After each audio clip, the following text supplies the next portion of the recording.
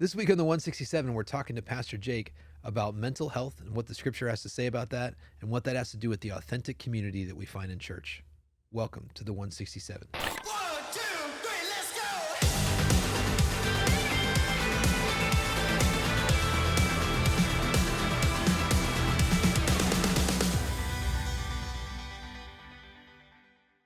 Hey, welcome back to the 167. We are back in the studio this week. I hope you enjoyed the 167 live last week. Did you guys enjoy doing the 167 live? I enjoyed it thoroughly. I also enjoyed it thoroughly. Oh, thoroughly. That's great. Thoroughly. Excellent adverb usage, Jake's gentlemen. on the podcast two weeks in a times row. week. I know, 2 weeks in a row. And Fabulous. first time with Carissa, too. Hey, Yeah. so yeah, we're here. We got Pastor Jake here this week. We got Pastor Lucas here. I am Carissa Motley. I get to be married to Lucas, so that's why I get to be here. I mean, You get to hear great dad jokes all the time. all the time. Those are just fringe benefits. It's very fun. So let's jump in. We're still in our Tough Questions Gardner Asked series. We have one more week of that this Sunday, Yep. right? Pastor Rick's going to wrap that up for us this Sunday, so don't miss that. Hopefully you agree that this has been a really interesting and powerful series, but Pastor Jake got to preach on Sunday. Sure did. Knocked it out of the park, so that was fantastic. Thanks for bringing us that Of word. course, thank you. I just want you to know, like, our church loves hearing from you. They really do. Every time you preach, people just are abuzz about Pastor Jake. They walk out in the lobby and they fall in. They're like, they grab me by my shirt and they're like, "Did you hear Pastor Jake?" And I was like, "Yes." I did. I was there. It was great. Well, it's easy when I have just like 2 times a year when I preach. You I get prepare for 6 months. lots of preparation time. Yeah. Well, you're doing great. We appreciate hearing from you. And like, this embarrasses him that I'm telling him this right now Yeah. in person. He hates it, but Compliments make me uncomfortable. I'm gonna do it anyway. Well, in that case, love your hair. Those jeans are fire. So we are we're loosening up. We talked about kind of a tough topic this past weekend. Pastor Jake got the privilege of talking about mental health and what is the church's role with mental health. And I thought you had some really great points. So we're gonna jump right in. You guys ready? Yep. Yep. All right. So Pastor Jake, your first point was that the church is a place that provides authentic community, and I love that. So I just wanted to talk about for a few minutes, like, why do you, both of you, feel like authentic community is so important, and have you experienced that in your own life? Yeah, absolutely. I mean, I shared the story of when we were going through our time with our son, when we got the news at that 20-week ultrasound, and we got to see authentic community in action. We actually met at your guys' house. Yeah. And Yeah.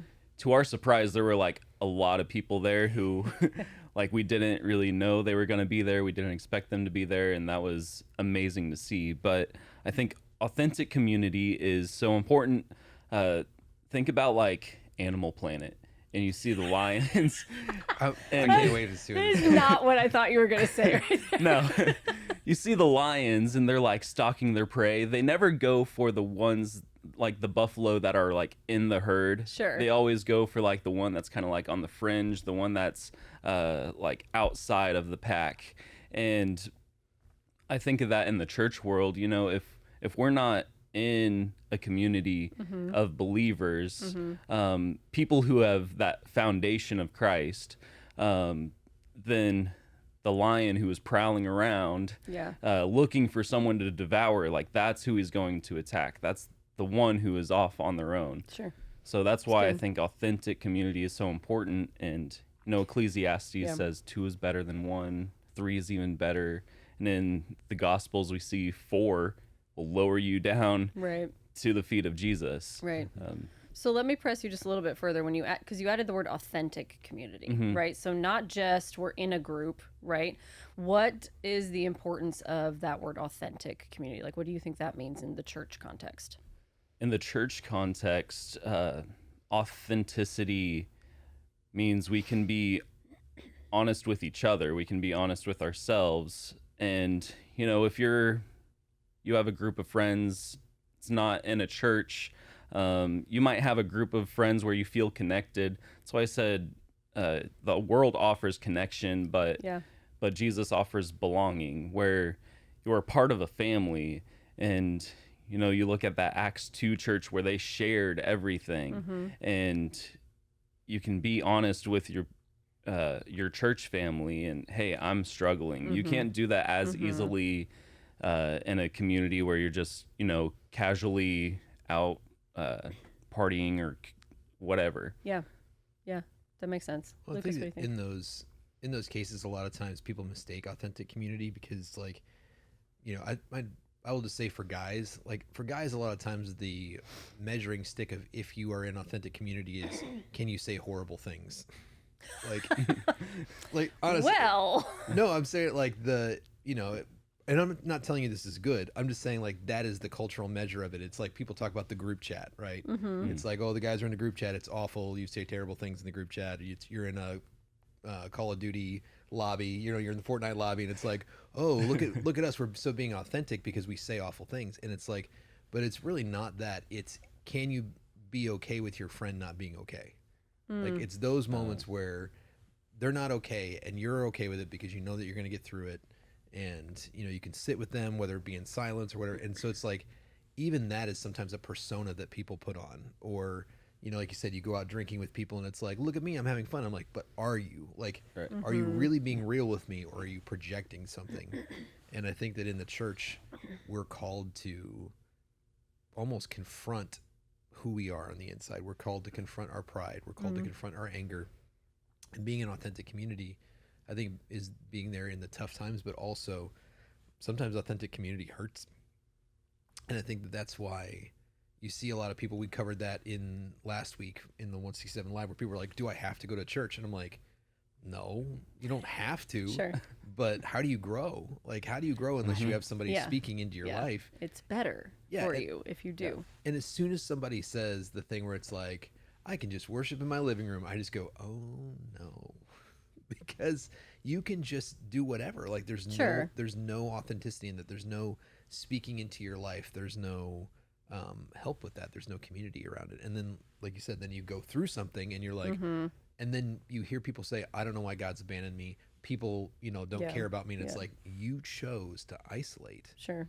And so if you don't have that community ahead of time, and you're not, like, I think everybody knows it takes a while to get that, where it's like, you don't just like meet somebody and you're like, we're authentic friends. And so if you're not mining that ahead of time, then you don't have it when you need it. So what's an example from your own life? When have you experienced authentic community? I would say, I mean, I've grown up in the church my whole life. And so That doesn't mean you've always had authentic community. well, I know, but I'm saying, like, I'm trying to think of it in a church context though. Like usually it's in life groups. Okay. And college, I think, is a big one for guys because you live in a dorm with dudes, and so you can be almost authentically because you're not trying to impress girls. But I think there are a few people in my life, because I will admit, like, I'm not completely transparent with every single person that I meet, and not even every single person at the church, but I have a few friends that some of them live here in Gardner, and some of them live other places in the country, but I know that when I'm in trouble, I can call them. Okay. And I think that that's really the test of that, is if you can go through hard things with your friends. Because right now the thing is like, this person betrayed me, so they're dead to me. Like, it's immediate. It's almost like a cancellation of your community. Yeah. And so you're just like, oh, we're done with this. But when you walk through hard times with your friends, I think that that's the time where you are most likely to be authentic. So I think, there was authentic community when I've gone through some of the hardest things in my life, when I was leaving churches, or, when we went through miscarriages, when we went through just tough times. I think those are the times that you find out really who your friends are. Sure. Yeah.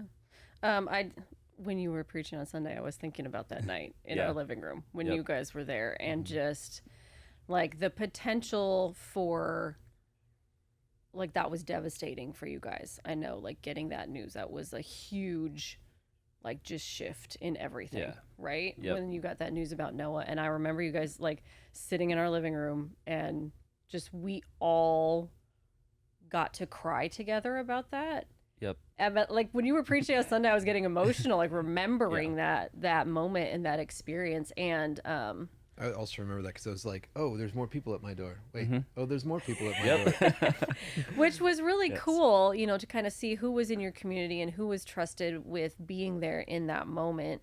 But just to also think about like, yeah, you guys had been in life group with us, which Mm-hmm. was why we were able to have that authentic moment together, Yeah. right? It wasn't just like, oh, hey, Lucas is the pastor, right? Like we Yep. had built that If you were connection. total strangers, that would have been really weird to would have be been that really weird. open and vulnerable. Right, right, because that was a big like life defining moment for sure. Sir, this is a Wendy's. Yeah.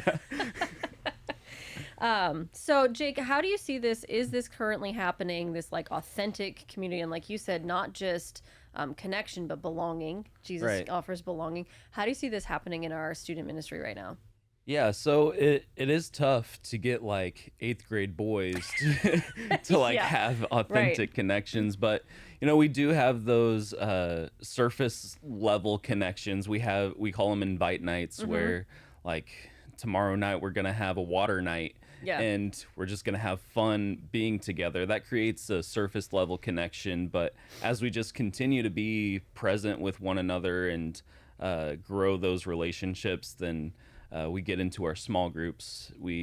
Every Wednesday when we don't have an after party or an invite night, then we'll have small groups where you get to spend time just in a small group of people, because we have a large youth group, and it's hard to get those small group connections. So we do that, and we really try to foster that family feel. And like I said earlier, like finding your four, like those four people who will bust a hole through a roof and Yeah. lay you at the feet of Jesus Yeah. when you feel like you're unable to go forward. Yeah. So we see, especially our really young, like our middle school students, it's amazing to see them. I won't name names, but there's a group of friends, especially, they always sit together Yeah. and they're always like laying hands on each other and praying with one another and hugging each other. And it's super cool to see that happening. We even saw it on Sunday morning during worship. Yeah. I think there's this cool thing that has happened since you guys went to CIY this year. The middle school group that came back from that has been super tight, and like we can see them, you know, developing these relationships and staying in community, and that's really cool to watch that happen. Like you said, in that age demographic can be hard Yeah. to be your real self, right? To be authentic with people.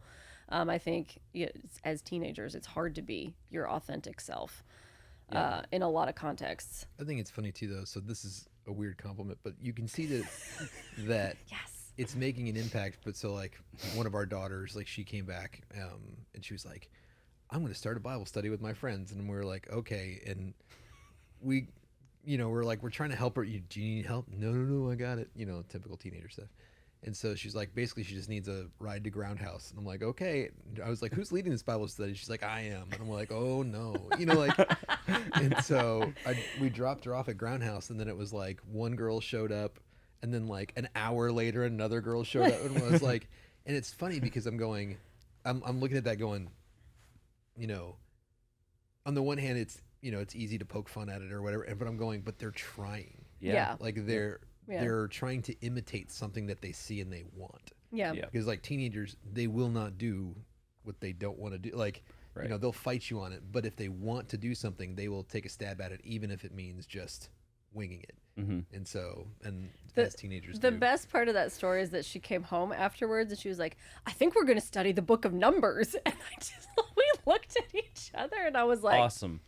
okay, I it's know. Lucas's Go favorite for it. book of the That's what I Bible. said. I looked at her, I was like, that's my favorite book. And I went out in the garage and I think I silent screamed.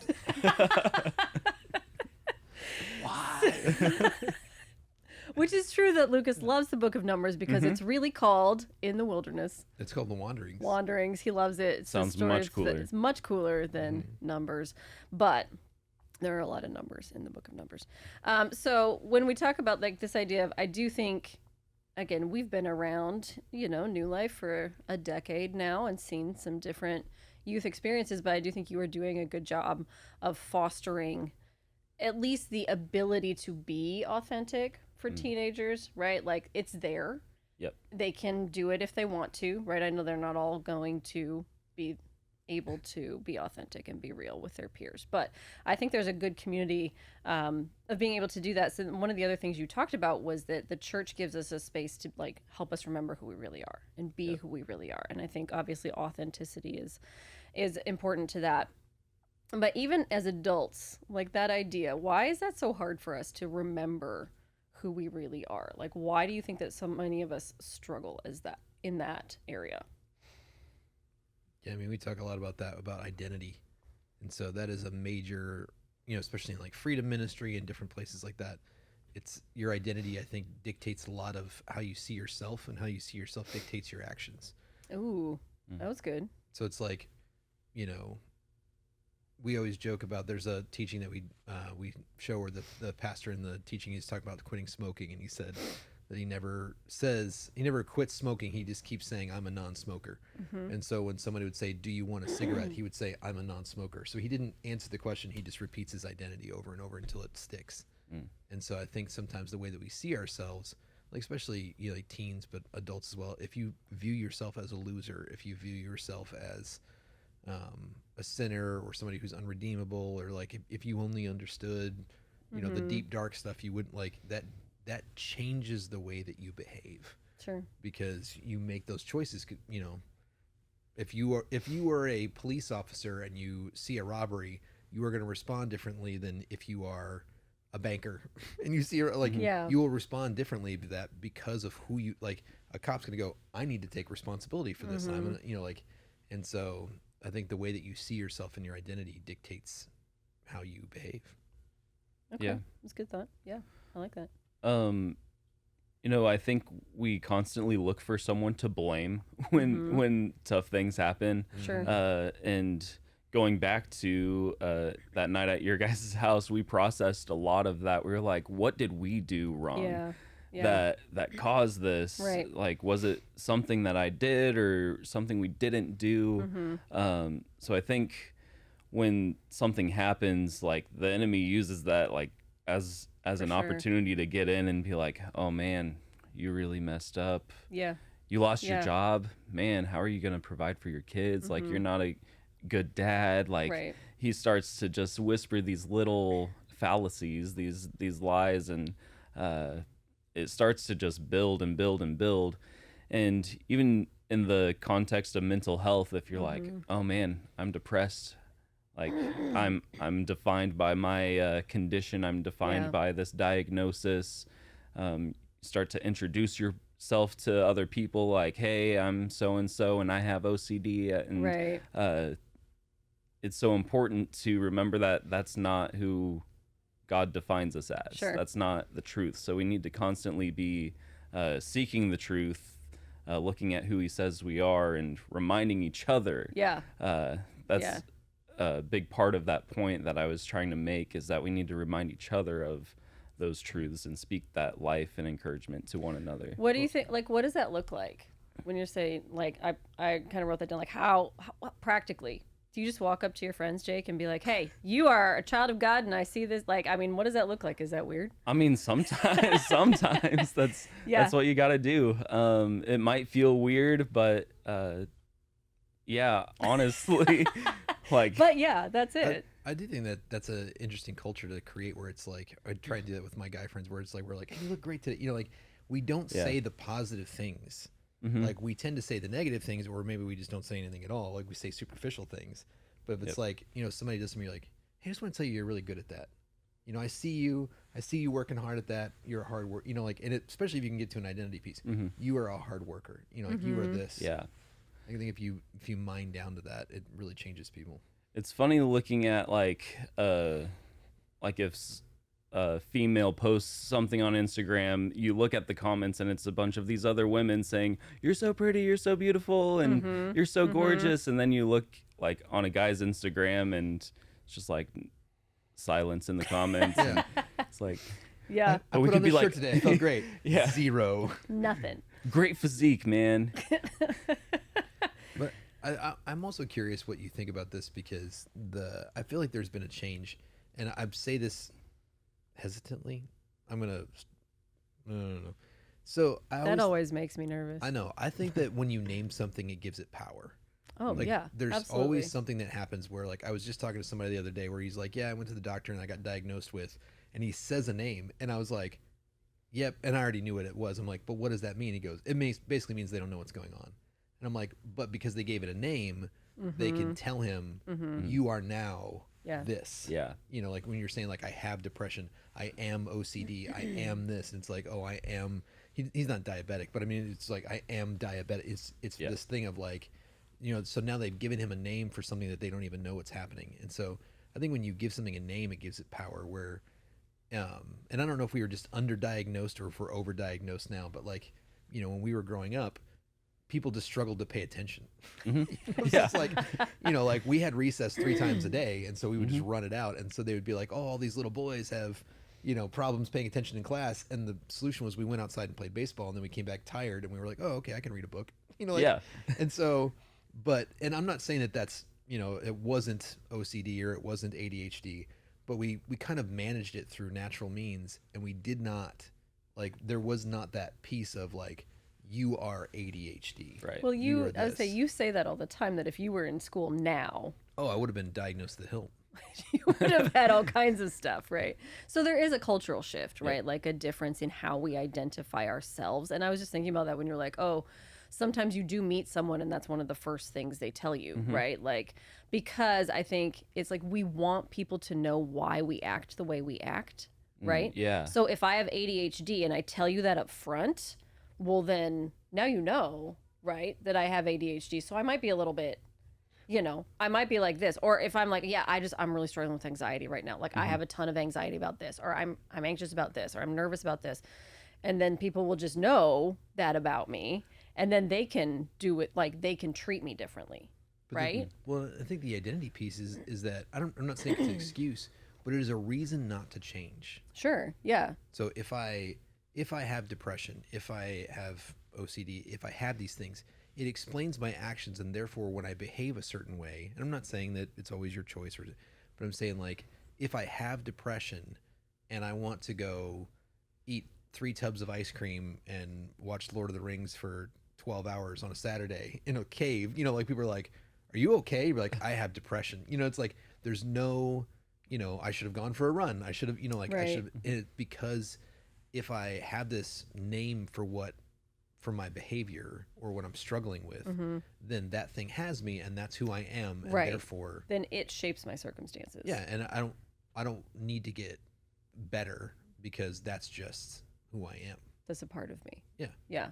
So with teenagers, obviously this is like a huge struggle. Yeah. Right. So I do see, you know, we have 2 we have 2 Gen Zs and 2 Gen Alphas. So, woo. But so like we see this where they tend to identify themselves first by the negatives, right? Like I'm not pretty, I'm not smart, I'm not, like, other things I'm not. And then also, you know, here's all the things that I have that make me different, right? Not, I'm a child of God, not, you know, I claim my identity in Christ. So I just want, like, from your perspective, what can we, like, as adults in the church, how do we encourage teenagers to really see themselves in a different way? It's a great question. I mean, like, what can we do? I think there is a shift, like, where students actually want wisdom from people who are older than them, which is kind of crazy. Love that. To think. It may not be from their parents. No, it's never is. It definitely is not from their parents. But from even like our youth leaders and just people in the church, it always just goes back to reminding them of the truth. It's a really good question. If you think of more things, you let us know. Yeah, I will. Yeah. It's just redirecting them over and over. Honestly, just the awareness of, like, a lot of young people are struggling with their identity and just trying to find that belonging in something. People might just identify themselves as an athlete or, you know, a band nerd or a choir dork like I was in high school. So they're trying to find that belonging, even just saying, like, we're about to start the series in youth called Welcome Home. Okay. And we're going to tell all of our leaders to overuse the words like welcome home. Okay. To let everybody know that you are welcome, like you have a place here, like you belong here. Reminding our students that they have a place of belonging. That's cool. Where they're like loved and yeah, that's cool. I do. So as you're saying that, I was like, I do think, right, for teenagers, they're looking for, like you said, belonging and community, and they're finding that in, I'm on this sports team, I'm in this club, I'm in this activity, like you said, band nerds. I was a band nerd also. I was in the club. Lucas was in lots of things. But I think an interesting thing about youth group, right, like bringing the kids together outside of those contexts, students, sorry, you're not kids, you're students, but bringing them together outside of that context shows that you can move out of those identities, right? So it's like you don't have to be a band nerd at youth, and you can hang out with other people who are not in that circle that you're in, right? At high school or middle school, or you're not, I remember you having a conversation with one of the young men who graduated a year or two ago, and he was like, I mean, like my athletic career is like ending because I'm not doing sports in college, so like I don't know who I am, right? But then it's like, no, there's so much more to you. And you told him, you're like, I don't even think of you as an athlete. Like I see this and this and this in you. He was talking about that. I was like, you play basketball? When? Like that is not your main identity piece, right? And so it's a really interesting, I end up in our prayer ministry praying with a lot of teenage and young adult women, and like praying with a lot of these teenage girls going, oh, this is how you see yourself, but that's not all there is to you, right? Like there's way more to you than how you are self-identifying right now. So I think just, young people know that there are a lot of adults here at New Life who want to speak truth and want to speak life into you. And we're not, I feel like we just have to shift this narrative of that, like all adults think teenagers are dumb. Right. And that all teenagers think adults are dumb. Right. Like I just like there's something there.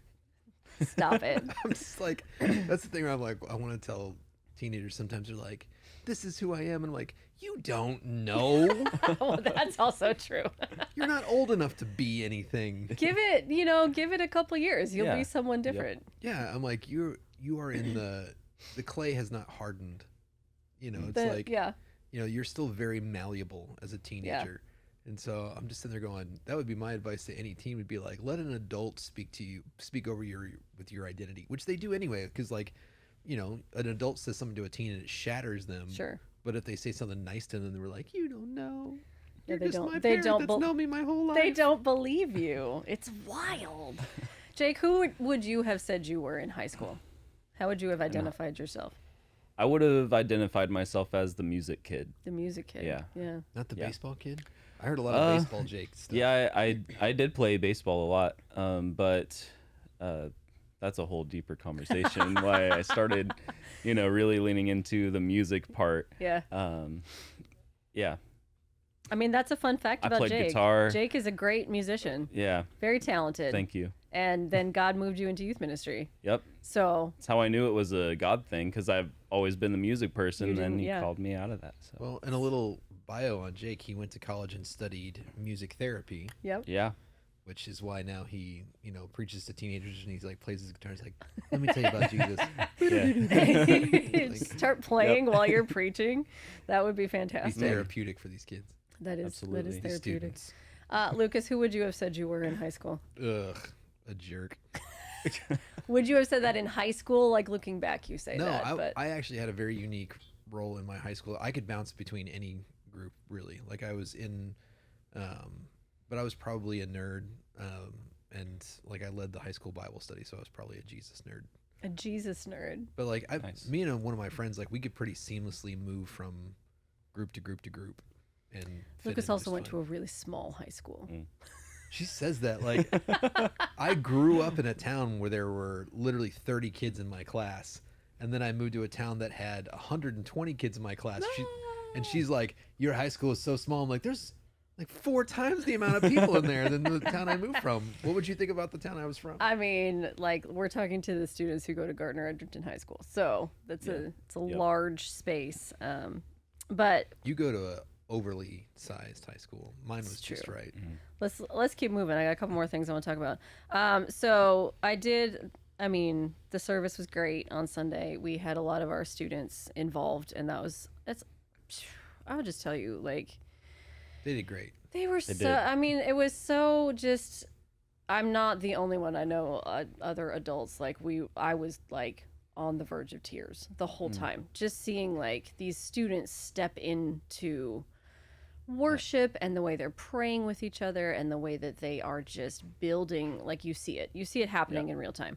But in the service we sang this song at the altar, which Lucas has been on a kick about since it came out, so he was really excited. He loves this song, So good. but it has I this only pick line. bangers.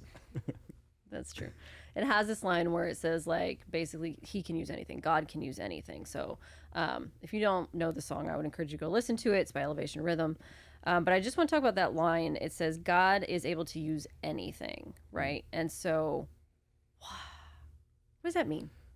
What does that mean that God can use anything? Because I don't want it to get misconstrued then that God always does those things, right? Like, does God give you depression? Does God give you anxiety so that then he can use it for his purposes? Like, let's talk about that for a second. Yeah, God gives only good things.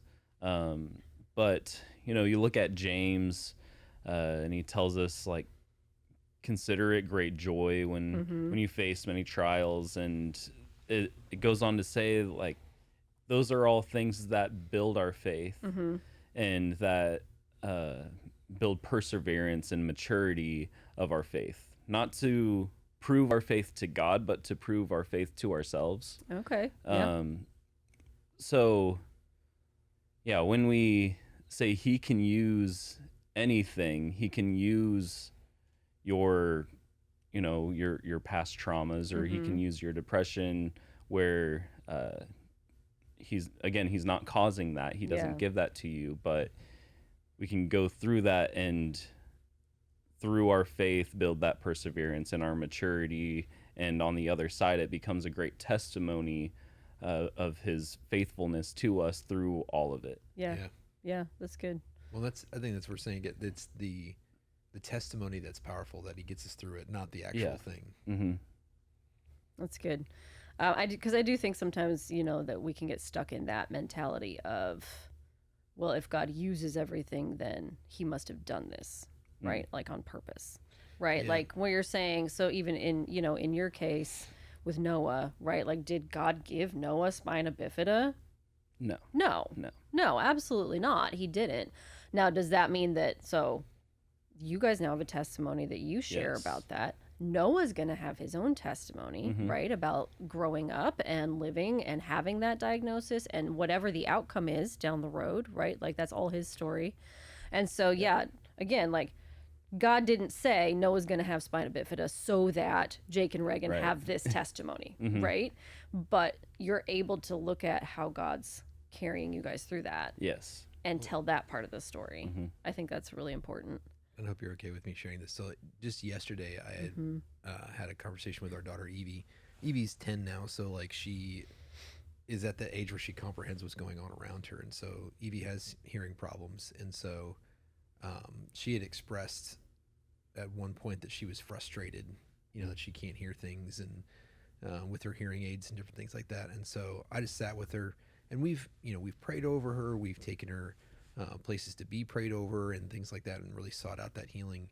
And I have prayed for my daughter, and she hasn't been healed of her hearing difficulties. And I have prayed for other people, and their cancer left their body. And I'm going, what the heck, man? Yeah. And so I sat with her. I said, are you doing okay? And she said, yeah. And I said, I understand you're frustrated. She's like, yeah, I just don't know. And I sat with her and I said, hey, listen, I just want you to know, sweetheart, like, I believe you're going to be healed. And, I said, but I understand, like, in the Bible, you have the man that was born blind, and he's not a boy, he's a man. So he lived his whole life, and he was an adult, and Jesus comes upon him and heals him. And he talks about how it's going to glorify God and the guy's going to have testimony. And I'm going, and so I just sat with her and I was like, so I think that you might have to have your own faith moment, where you're the woman who touches the garment, and so I want to pray with you in that. I want to strengthen your faith. And I'm going to keep praying for you. But if you get frustrated, you let me know. And like, I'm not going to force that on her. But I said, I really believe that you're going to be healed. And she goes, I do too, Daddy. I'm just frustrated and waiting. And it's like, it's gut wrenching to have that conversation with your kid. And, so yeah, but it's one of those things where if you're sitting with people and really, trying to convey to my daughter, it's like, you're not frustrated. God's not abandoned you. He's not listening to you. He's, he didn't do this to you. And so I think that people skip over that where it's like, yeah, only good things come from the Father of lights. And people are like, well, sometimes, this bad thing can be a good thing. And I'm like, no. Like, let's not confuse the issue is it's that it's God can take something that's happening to you in a bad circumstance, deliver you from it. Like lately I've been on people all the time because we have problems here at the church from growth, and they're like, this is a good problem to have. And I go, no, it's a good problem to solve. Yeah. Because it's not good to have problems. And so so that's the kind of thing where it's like God's gonna, I have cancer, and so this is a good thing. And I'm like, no. Healing is a good thing, and perseverance is a good thing, and long suffering is a good thing, and testimonies are a good thing, and God's love is a good thing. That thing, the problem is not a great problem to have. It's a great problem to solve. Yeah. Well, and in you guys' case, right, like you even said this in your sermon about how, Noah is so smart and funny and like sweet, and it's like everybody loves that kid. Oh my gosh, he's such a celebrity. Every time Noah comes to church, like he's just everybody's like, deal. oh my gosh, Noah's here, He has right? a Like little my bike on kids. Oh my gosh, my kids are obsessed with Noah. They're like, oh my gosh, Noah, and it's like, okay, so yes, you see, like God is using, right? He can use anything, right? Like so Noah is awesome. Right. And I'm sure that when you guys look at him, similar to like we look at Evie, and I don't always see her as someone with a problem. Yeah. Right. Yep. So I'm sure you guys don't look at Noah and be like, this is our kid with a problem. Right. Right. Like you see him just as him.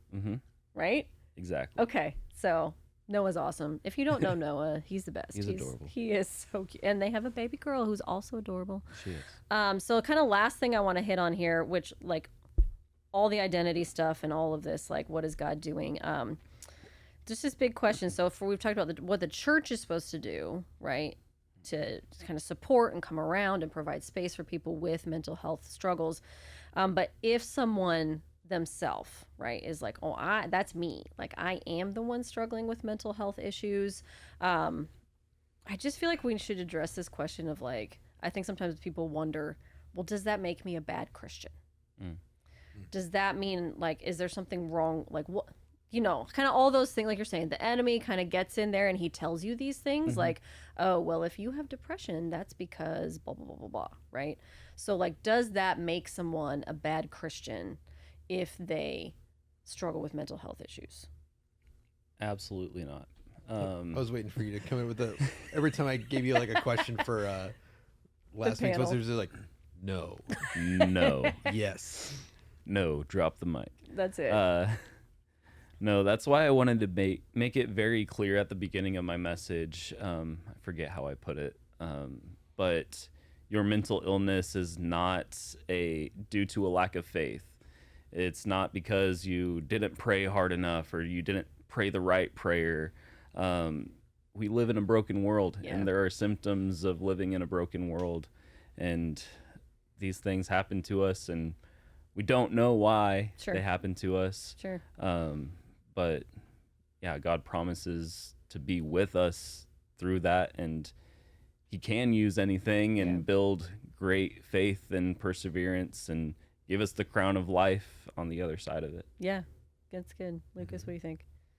Yeah, I would say that. I would say that we can't make up our minds as Christ followers that either we think that we're Superman in a bar fight, that like nothing can touch us and nothing would ever, do any of that, or the opposite where it's just like, Satan took my parking spot, like, we just well, that was extreme. we're bipolar and we are, spiritual warfare bipolar. Okay. Like yeah. we, on the one hand, I skinned my knee and that was preordained by God and he's going to teach me a lesson through this suffering. And on the other hand, nothing should ever touch me ever, and it's like, no, you live in a battle zone, you live in a war, you fight. And so you could be, having a sword fight where you are just killing it and somebody comes and stabs you in the back, like that. And we're like, what happened? It's like, you're in a battle, like, and the assurance that we have is salvation and heaven, and the promises of God. But, I wouldn't say that if you have, or you struggle with, mental health, that you're a bad Christ follower. But I would say that God has given us tools. And I always look at secular psychology and secular counseling, and I just think that they are discovering the truths of Jesus minus Jesus. Like, I think it's just like everything else in science where they're like, turns out there's the Fibonacci sequence, and like, it turns out a lot of things are related. It's almost like somebody made them. And it's like, yes. Yeah. Weird, huh? Yeah. And it's like, but they can't believe in God. And so they have to come up with this elaborate, we diagnose, we give it a name, Yeah. we get, when we don't know what it is. And so it's like, if you're chronically struggling with, and I'm not trying to minimize it because people are like, oh, it's depression. It's like chronic sadness, and it's chronic fear, and it's, like anxiety is chronic fear. It's these baseline level emotions that we struggle with. And the Bible has lots to say about those things. Yep.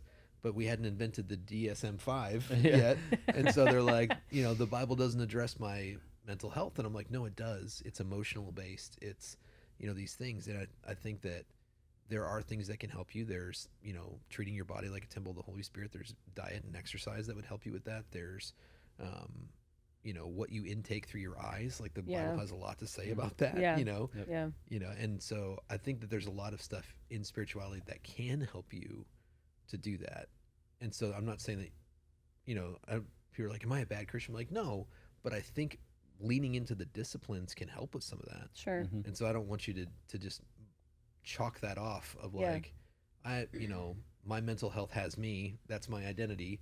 And, God can't really help me, or, like I said, it's like, well, it has nothing to do with my faith. It's like, no, like, God can help you with that. Which I think you started off really strong with that in your message on Sunday, like saying, hey, you wouldn't look at someone who has cancer and tell them they're not sick. Right? You shouldn't look at someone who has a mental illness or a mental health struggle and ignore that and tell them it's not real, because it is real. It's very real. But there's also, there's, God can heal that. Yep. Right? And if you want stories, like, I know people who have been healed of things like bipolar disorder and depression and anxiety. Like, it's, doesn't mean it's never going to try to hit you again. But I know I have a friend who's like, she will tell you she's been delivered from bipolar. And like, she was really like, that was a big part of her life that she goes, I'm free of that. That's not something I have to struggle with anymore. God did that. Like, God healed that. And just like we can say, right, like, people who've been healed from cancer. Like, we know people who have been healed from really deep, heavy things. Yeah. Well, we know people that have been healed in their flesh. Yeah. And we know people that have won the battle for their mind. That have conformed their thoughts to the ways of Jesus and been delivered in their mind. Yeah. And then we, just as assuredly as we all know people who gave their life to Christ and won the battle for their soul, their spirit. Yeah. It's like, oh, I gave my life to Christ and I won this battle for my spirit. Now you have to keep living that out. Right. Yeah. But then then the battleground, like, then you won that battleground and Satan can't get that battleground. So then he's going to battle you in your mind and in your flesh, which are both going to disintegrate someday for some reason. True. Yep. True. But I think that's like an important thing for, for our young people. And I just, I just want to tell you again, I know he's going to be embarrassed, but like, every time you preach, I just sit there and I think, man, what a privilege for our kids to get to have a youth pastor like this who believes in the Bible and is handsome. Thank you. And isn't afraid to preach what's in the Bible and tell them things that are true, because they're not getting that a lot of other places. Right. So we appreciate you a ton. Just Thank your you. ministry has been awesome to watch it grow, and we're excited for what's happening. But if you have teenagers, teenagers, 7th through 12th graders in particular, that are not coming to New Life Youth on Wednesday nights, man, have them come meet Pastor Jake and they will change their mind. Don't be sus. Don't be sus. Also, this is my plug for all the parents. You can force them to go. It's fine. We do firmly believe as parents that like our kids go to youth. I don't care if they want to or not. Just as assuredly as they go to school. If they got to go to school, they got to go to church, right? Like that's okay. Yeah. They can do with that later what they want, but right now they're going to church. So just thanks for your investment in our teenagers. We appreciate you a ton. And thanks for joining us here on the 167 today. We're wrapping our series on tough questions this upcoming week, so we hope that you join us as Pastor Rick closes out this series, and we will be back Next week. To talk to you about that next week on 167. Have a great rest of your week. If you enjoyed this episode of the 167, make sure you like, subscribe, follow, get notified, leave a 5-star rating and a positive review. Tell all your friends to listen as well. Make sure you go over to newlifegardner.com and check out all that we have to offer as a church, and check out our messages online as well. Thanks for listening.